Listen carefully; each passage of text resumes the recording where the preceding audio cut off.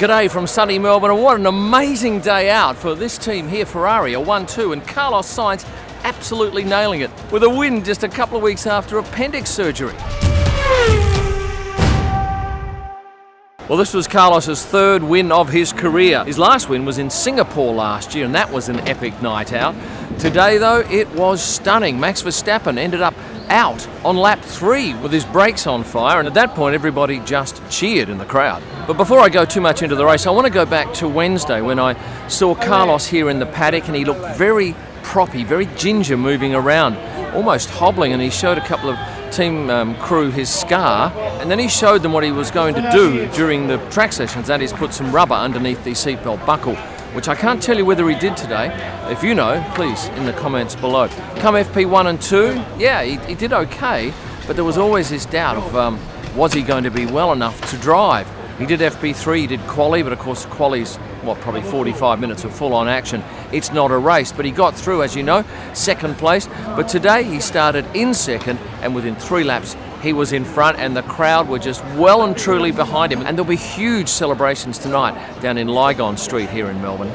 I'll jump now to Parc Fermé because I thought that was interesting. He parked head-on underneath to get out of his car in shade. And normally when you win a race and you're not a Max Verstappen, you're jumping out, you're springing around, but he was still very careful when he got out of that car. He moved towards his crew, got his gloves, threw one into the crowd, threw the second one into the crowd. He then went over and hugged his important people in the team.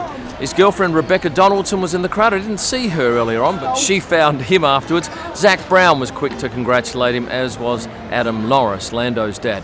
And then Lando came over, gave a beautiful hug to Carlos because they are close friends, and a couple of minutes later the boys decided to do a selfie in front of the Ferrari crew. Has this restored some excitement into the sport of Formula One? I think it has.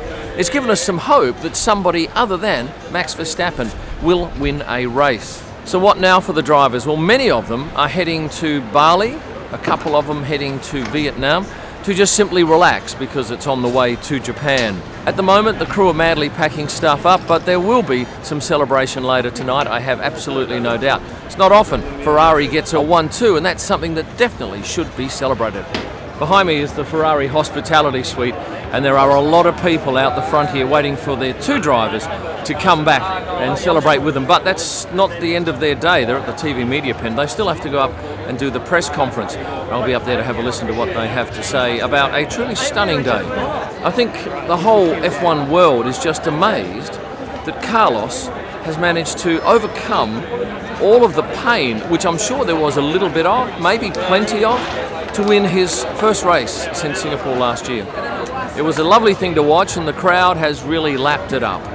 Well, we just had the Ferrari celebration shot, and I am still wet with Ferrari champagne.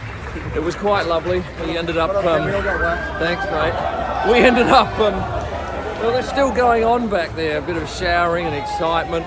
In the end, it just became a rabble, and we were squashed in. Then Carlos did pose for some pictures in front of a very tightly bunched group of photographers and videographers. What a great thing to be in this paddock and be a part of that celebration. I'm touched and delighted for this young man. So that's the big story of the day, but there were plenty of other things going on here in the paddock. Well, Nico Hülkenberg was in a fantastic mood this morning when he arrived into the paddock. And look, I'll be open with you, I do get on well with Nico, and I often get amazing looks from him. This was right up there. Unfortunately, I had a long lens, so it's probably a little bit too tight. But in this shot, you can see right into his mouth. I must tell you, earlier in the day, I watched Logan Sargent come in, and of course he's not driving this weekend, so he's pretty leisurely. And he did interact with a lot of people, and then some girls were the other side of a fence with their mobile phones, and they wanted selfies, so they threw them to Logan, except one ended up on the concrete. Not Logan's fault, somebody threw at the wrong time, but anyway, he was a good sport about it, and was more than happy to spend some minutes with them. I'm standing above the paddock here in Melbourne, and that is where you want to be. If you want to see the drivers, if you want to be right at the coalface of this amazing event. How do you get access to that? Well, it's not easy.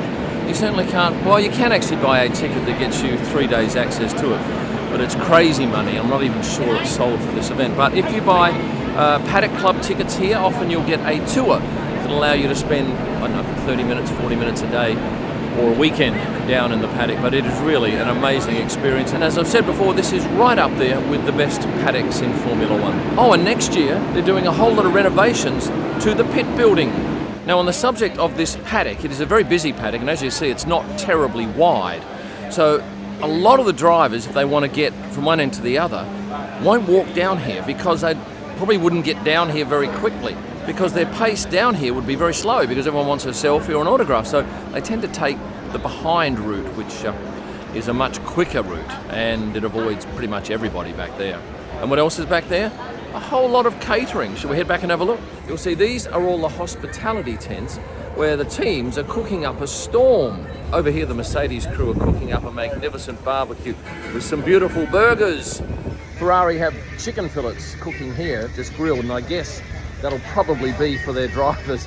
And in here, I can tell you, I've seen and smelt the fact that they are producing some magnificent looking pizzas. Over at McLaren, they have fish fingers along with tuna tartare inside and a whole host of other tasty treats.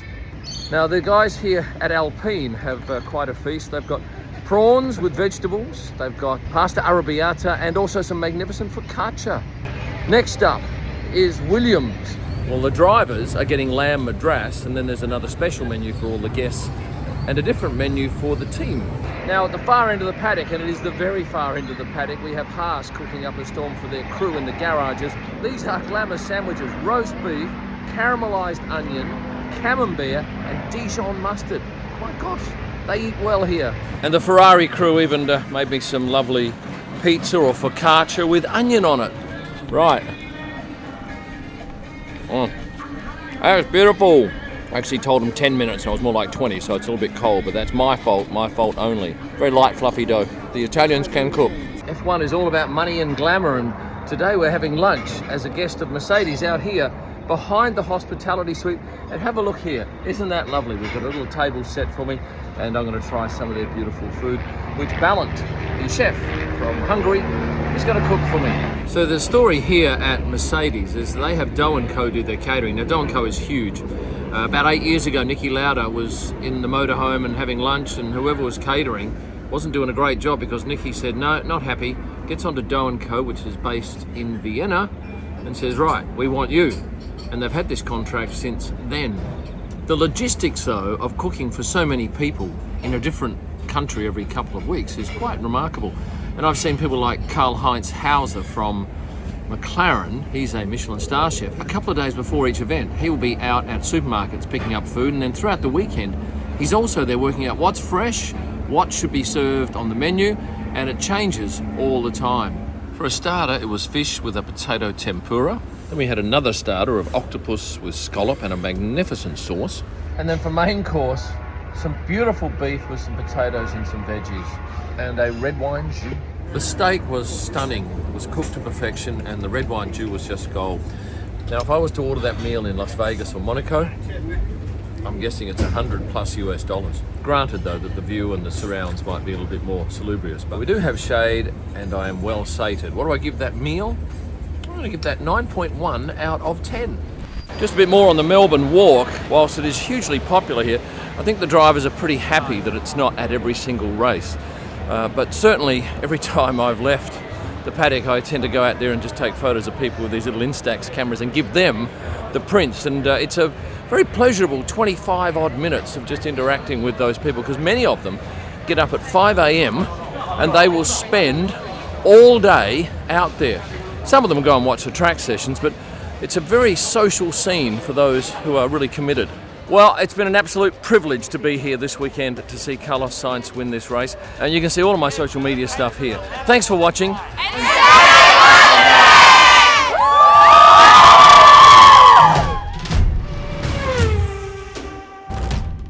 Oh, we're just doing him bits Do a between the scooter! announcements. Scooter! And then we've got bloody Lando Norris's dad ambushing my video.